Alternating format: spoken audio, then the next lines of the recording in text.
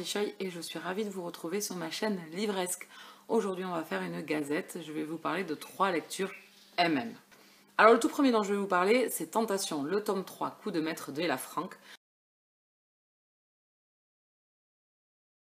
Alors ici on est dans la romance contemporaine érotique MM, on est dans le tome 3 et on est toujours avec Logan et Tate. En fait, on suit depuis le départ la relation et l'évolution de la relation entre Logan et Tate. Donc dans le premier opus, bien évidemment, c'était la rencontre, c'était le début. C'était Logan qui voulait faire craquer Tate. Logan est bi et Tate est hétéro. Et bien évidemment, il craque sur Tate. Et Logan fait tout pour essayer de l'avoir. Le tome 1 était le tout début de la relation. Donc c'était plus basé sur le désir et l'envie de l'autre. Et sur le fait de faire craquer Tate. Dans le tome 2, on est plus dans les sentiments, dans les émotions, dans le partage de la relation et dans le lâcher prise et dévoiler les sentiments que l'on peut avoir l'un envers l'autre. Et dans le tome 3, on poursuit donc dans la même veine que le tome 2, c'est-à-dire qu'on continue dans l'évolution de la relation de nos deux personnages. Mais bien évidemment, autour d'eux, bien sûr, gravitent d'autres personnes qui leur amènent du positif ou des fois du négatif. Et donc ici, on poursuit un petit peu les relations qu'ils peuvent avoir avec leur entourage, les gens qui ont accepté, les gens qui n'ont pas accepté, pourquoi, et on évolue. Arrive un événement, on va dire, un peu tragique, et donc on passe à un moment donné où Logan se dévoile complètement. Alors, pour ceux qui lisent la saga, Logan est quelqu'un de très arrogant, de très imbu de sa personne, de très fier de lui, et de très... voilà, tout ce qu'il pense, il le dit. Voilà. Il ne passe pas par 4 chemins, tout ce qu'il pense, il le dit. Et donc du coup là arrive un événement qui le met un petit peu, voilà, il n'a pas l'habitude et qui le fragilise énormément. Et là je peux vous dire que c'est une profusion d'émotions. Donc en fait c'est ça la relation entre Tate et Logan, ce que l'on nous fait partager dans l'histoire, c'est leur relation très très forte, cette union qui se développe et qui grandit et qui devient une grande boule d'émotions entre eux. Et voilà, on suit ça. Donc ce troisième opus était aussi bon que le tome 2. J'ai vraiment passé un excellent moment avec Logan et Tate. Là, on va passer en l'autre, je pense aussi. On aime les deux personnages. En fait, cette saga-là, c'est une romance que l'on suit de tome en tome et l'évolution de la romance. Voilà. Il n'y a pas peut-être d'événement rocambolesque, même si là, dans le tome 3, il y a un événement quand même qui vient bouleverser la vie de Tate et Logan, encore une fois. Voilà, il y a toujours des petites choses qui viennent fragiliser peut-être éventuellement la relation ou des choses qui vont les handicaper pour évoluer dans leur relation et c'est ce qui les rend plus forts derrière et c'est ce qui met énormément d'émotions dans l'histoire. Alors il y a beaucoup de scènes explicites, assez chaudes parce que c'est vraiment très très chaud entre Tate et Logan et puis par moments c'est cru dans le... Alors c'est pas cru dans le mauvais mot du mot cru, c'est cru dans le déballage de... Voilà. J'ai noté des passages, j'en ai mis même sur ma chaîne Insta. Moi, ça me fait me poiler parce que Logan, il dit ce qu'il pense et c'est vraiment, vraiment touchant aussi. Voilà, c'est pas dans la vulgarité et tout ça, voilà, ça fait partie, voilà, c'est des mecs, voilà. Je pense que dans la vie courante, on peut les entendre largement chez la gente masculine. J'aime beaucoup ce tome 3, était aussi bon, je vous dis, que le tome 2, j'ai vraiment beaucoup aimé. Je vous renvoie, si vous voulez, à mes avis du tome 1 et du tome 2. Vous pouvez les retrouver sur la chaîne. Je prendrai grand plaisir à poursuivre cette saga. La suite pour quand, je ne sais pas. Je préfère pas y penser. Mais je serais ravie de retourner avec Tate et Logan pour la suite de leurs aventures et de leur romance. J'aime beaucoup, je lui mets un 18/20. Le second roman dont je vais vous parler, c'est Hors-jeu de Amélie Séastier et Marie Matthews aux éditions Milady dans la collection Slash. Ici, on est dans l'univers du football. On suit Nikki et Wade. Donc en fait, Wade est le joueur phare de l'équipe de Manchester. Et arrive un nouveau joueur, donc Nikki, qui vient compléter l'équipe puisque un de leurs joueurs est out.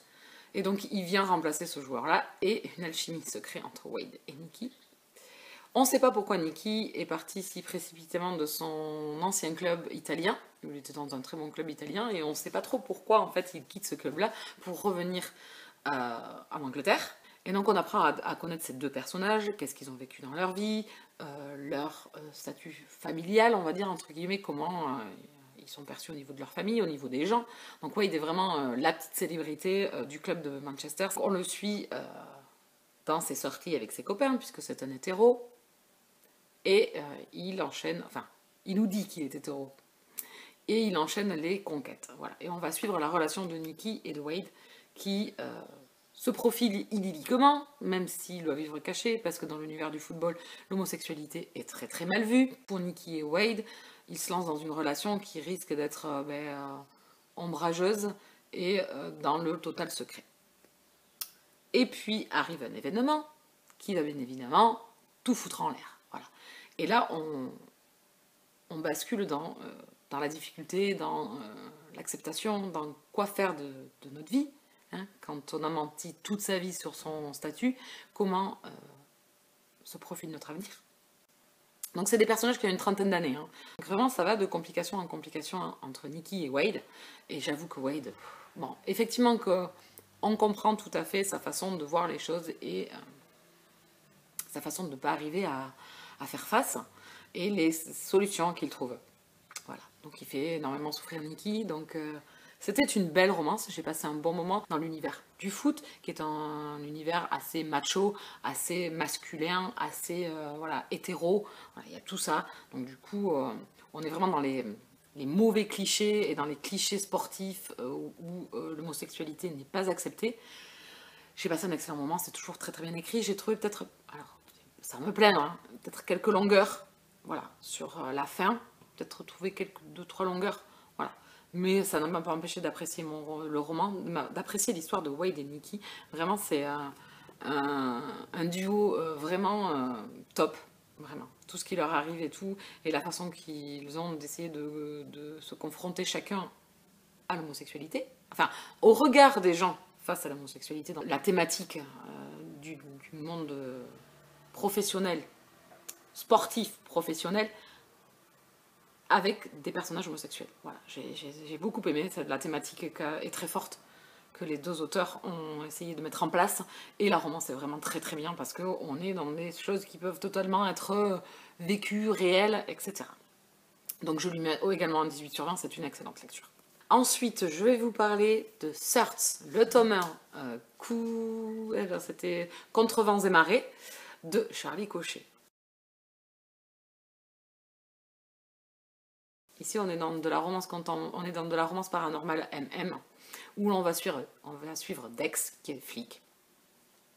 Donc déjà, je vais mettre l'univers en place. Donc c'est un univers où un virus est apparu sur la planète, et donc du coup, certains ont muté, des humains sont restés humains, et d'autres ont muté avec de l'ADN animal dedans, et donc sont devenus des métamorphes. Donc ça peut être des guépards, des lions, ça peut être des jaguars, voilà. Ils ont muté, donc ils se transforment d'humains à métamorphes. Voilà pour l'univers, et donc du coup, tout ça, cette petite apocalypse sur la vie, a fait qu'ils ont créé donc le Search, qui est une unité spéciale, qui allie des humains et des métamorphes, pour essayer de garder une paix, on va dire, durable entre les humains et les métamorphes. Vu qu'il y en a beaucoup qui n'acceptent pas, le fait que les métamorphes vivent parmi eux, parce que bien évidemment ils sont plus forts qu'eux, ils ont des dons beaucoup plus développés qu'eux, et donc la peur engendre la haine. Voilà, et donc Dex, notre jeune héros, est un humain. Il a été adopté par un homme dans sa jeunesse, puisque ses parents sont morts lors de ce gros virus qui a quand même tué pas mal de populations et transformé d'autres. Il a été recueilli par cet homme, qui est devenu son père adoptif, qui est donc l'un des sous-chefs, enfin, qui est l'un des sergents, je crois, je ne sais plus le statut, du Search. Donc lui n'a jamais voulu rentrer dans cette unité, il a passé les entraînements, mais il n'a jamais voulu rentrer. Il est flic, oui, simple flic de la ville. Il s'est mis ses collègues à dos puisqu'il a dénoncé son collègue. Donc du coup, il est plus très acceptant à la police, il se fait tabasser, enfin, le pauvre.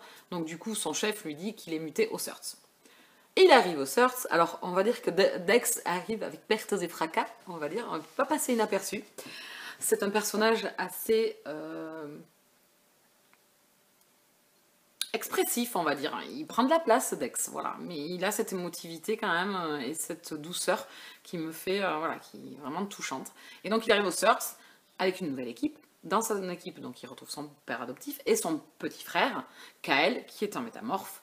Donc il a été vraiment habitué à la tolérance, il aime Kael, il n'a rien contre les métamorphes, et donc il rentre dans cette nouvelle unité, et dans les unités spéciales du CERTS, il y a plusieurs équipes, donc les alphas, les bêtas, et donc il va faire partie de l'équipe alpha, puisque un des membres de l'équipe est mort. C'était le binôme de Sloan, qui est le chef de l'équipe alpha. Et entre eux, donc, débute une entente pas très cordiale au départ, puisque bien évidemment, Sloan n'a pas envie d'avoir Dex dans les pattes, il n'a pas envie d'avoir un nouveau binôme, et surtout que son ancien binôme lui manque énormément, puisque forcément, ils ont passé 24 heures sur 24 de temps ensemble, donc forcément, un nouvel élément dans l'équipe, ça ne l'enchante pas. Ça n'enchante pas certains autres de l'équipe, d'autres s'adaptent au fur et à mesure. Voilà, donc ça, c'est l'idée de départ. Et on a une enquête qui vient se profiler, des meurtres sont perpétrés. On pense que c'est un métamorphe le coupable, et donc il mène à l'enquête. Donc voilà, donc dans le tome 1, on mène à l'enquête. On profite de cette relation entre Dex et Sloan, voilà, qui apprennent un petit peu à se connaître, à faire équipe ensemble, et chacun a un caractère et une façon de voir les choses différentes. Vont-ils arriver à s'entendre? Et puis il y a cette tension sexuelle entre les deux. Voilà, moi j'ai adoré. Franchement, c'est complet. C'est un univers un peu fantastique, moi comme j'aime, la romance paranormale, qui n'est pas trop présente. Voilà, on a l'univers qui est bien implanté sur la vie entre les métamorphes et les humains, mais c'est plus une enquête policière en fait, dans une unité spéciale comme le SWAT. Ça m'a fait beaucoup penser au SWAT, ces unités spéciales de police. Et le sort c'est ça en fait, hein, sauf que c'est en binôme, c'est des métamorphes et des humains. J'ai adoré, donc la relation entre Dex et Sloan, j'adore. Les autres personnages dedans amènent beaucoup d'intérêt au récit aussi. J'ai hâte d'en connaître un peu plus, parce que dans le tome 1, on les découvre, quoi, donc vivement la suite pour connaître plus leur personnalité, plus qu'ils ont dans ce qui se passe dans leur vie. Voilà, donc on a ce premier tome avec Sloan et Dex qui promet beaucoup de choses. C'est assez explosif entre les deux. J'aime beaucoup, j'ai adoré, c'est un coup de cœur et j'ai hâte de découvrir le tome 2, je lui mets un 19 sur 20. Nous avons fait le tour des lectures passées du MM. Pour les prochaines vidéos, ça sera peut-être pas ça, hein, ça sera peut-être d'autres lectures. En attendant, vous, qu'est-ce que vous avez lu, hein? Vous aussi, vous avez dû avoir de bonnes lectures, ou de mauvaises, c'est moins cool par contre. Je vous laisse là, je vous souhaite à tous et à toutes de très très bonnes lectures et je vous dis à très bientôt. Bisous câlins.